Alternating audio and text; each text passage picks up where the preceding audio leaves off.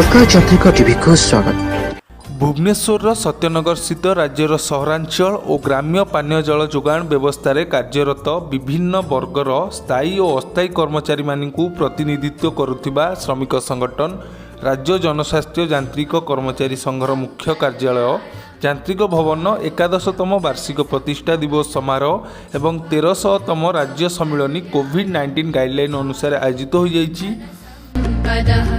शत्रुबुद्धि विनाशाय दीपज्योतिर्नमोस्तुते दीपज्योतिर्नमोस्तुते शुभं कुरु त्वं कल्याणम् आरोग्यं धनसम्पदः। कोरोना जनित अकाल वियोग घटिथिबा संघर उपसभापति सुरेन्द्र नायक स्मृतिचारण पूर्वक आयोजित यह प्रतिष्ठा दिवस समारोह कार्यक्रम रे प्रथमे जेमिनी लायन्स क्लब भुवनेश्वर पक्षर एक निःशुल्क स्वास्थ्य परीक्षा शिविर आयोजन करा जायतिला।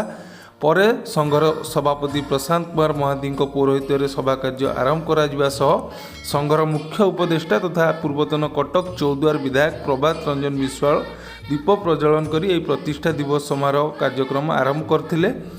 टेलीफोन जोगे जनस्वास्थ्य अर्बान सर्वोच्च जंत्री रविनारायण नायक कर्मचारी को संबोधित करिथिबा देखिବାକୁ मिलथिला। अन्यमानक मध्यरे भुवनेश्वर मध्य विधायक अनंत नारायण जेना, कटक खंड अधीक्षण यंत्री इंजीनियर नवकिशोर सामल, स्थानीय कॉर्पोरेटर प्रमुख यह सभारे अतिथि भाव जोग देथिया बेले अवसरप्राप्त संघर कर्मचारी अरक्षित नायक को प्रताप मिश्र सम्मान, इंजीनियर नवकिशोर सामल को यांत्रिक सम्मान 2021 एवं संप्रति कोरोना समय निस्वार्थपर सेवा लगी पंडिचेरी केंद्रीय विश्वविद्यालय पक्षर संघर मुख्य उपदेष्टा प्रभात रंजन विश्वाल को डॉक्टरेट उपाधि मान्यता संघ पक्षर उत्तरीय मानपत्र प्रदान पूर्वक संबोधित करा देखा मिलता।